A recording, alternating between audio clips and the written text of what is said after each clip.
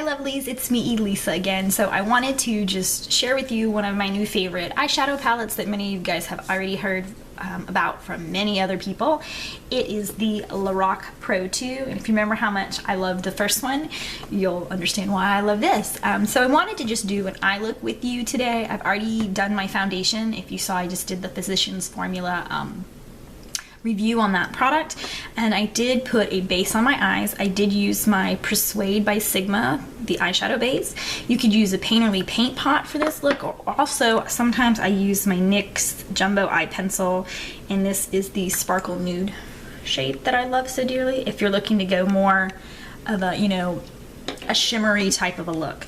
So today there's only a couple colors. This is my go-to, and I'm loving this palette. So what we're going to do is go ahead and start with two different colors in the crease that I like to blend together. We're going to use the light brown shade and the Nectar. So the Nectar obviously doesn't show up as I'm going to say orangey tangerine, like a nectarine, and the light brown of course is a light brown. And so I am just going to use my Makeup Geek crease brush, and then I'm just going to tap in each color, a little in light brown, a little Nectar, a little, and then just tap it off, and then I'm just going to start putting it in the crease. You could do this a little more, depending on your eye shape, you may want to go bigger. I like these two shades together. You could also do Nectar first and then layer light brown on it. I find that both give me about the same look, whether I do it together or not. I'm actually, as always, running errands and things of that nature, so I just wanted to save time. Let's just be honest. So all I'm doing is just buffing it in the crease, and obviously we'll buff out more. It looks a little dark right now, but that's because we don't have the lid shade on, which we're gonna use Rose, which is a beautiful rose gold, but it picks up more of the rose shades, more of the rose tone, excuse me, as opposed to the gold. And I'm using my large shader E60 from Sigma, and I'm just going to pack it on here, and then we're going to reblend. Now we're just doing this across the lid. Again, this is not a look we're trying to, I guess this is a day look, let's just put it that way, a wearable day look. I do really enjoy this rose shade. I like it on blue eyes. It is a shade I think that would look well on all eye colors, skin tones, age ranges, all of that. So you can see it's kind of starting to bring it down. Now I'm going to pick up my Sigma Small Tapered Blending, which is an E45. I'm going to grab that Nectar shade again, and we're going to start blending this out a little more. And if you think you've blended too much, there's no such thing.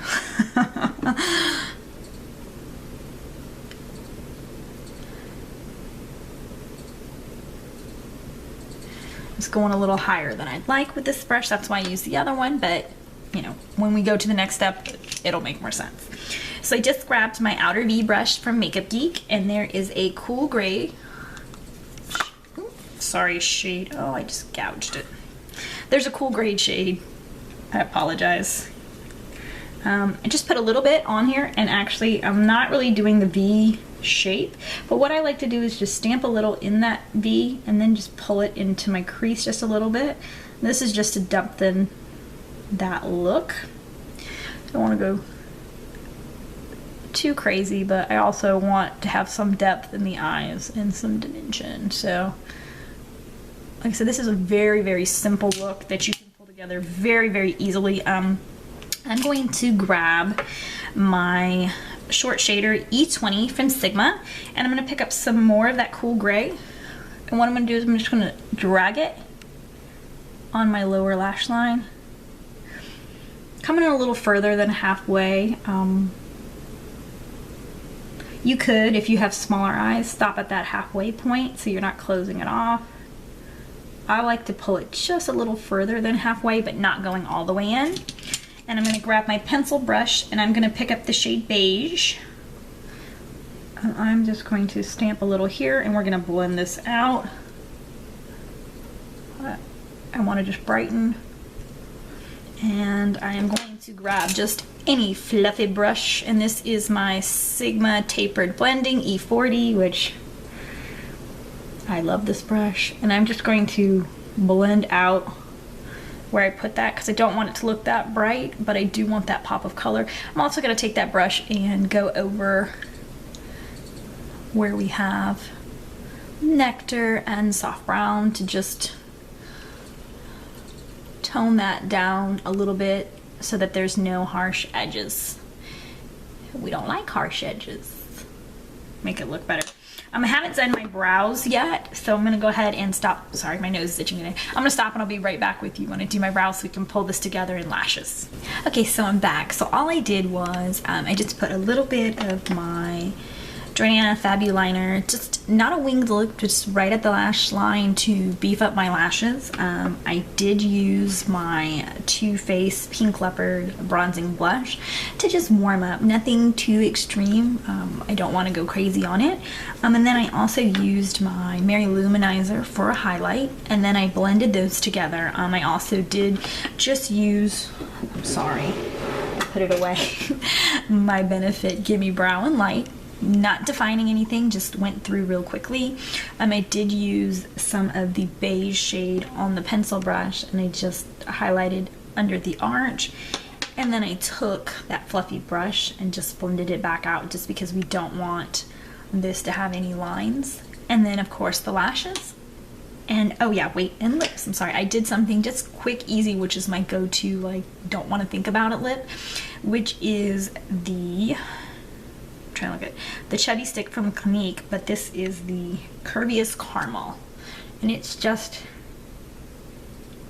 for me, my lips the better kind of a look, and I just love it. It's my go-to. So just to pull this eye look together, I don't want anything like too over the top. Of course, like I said, you can go deeper, darker. I mean, there's some awesome shades. Like, I'm trying to decide what I want to do with silver and chrome. I want to do something together, and I'm trying to figure out the placement on that. I've kind of been playing with it, but I want to find that perfect look. So if you have not gotten the Lorac Pro, either the 2 or the 1, I would suggest both of these. They are so amazing.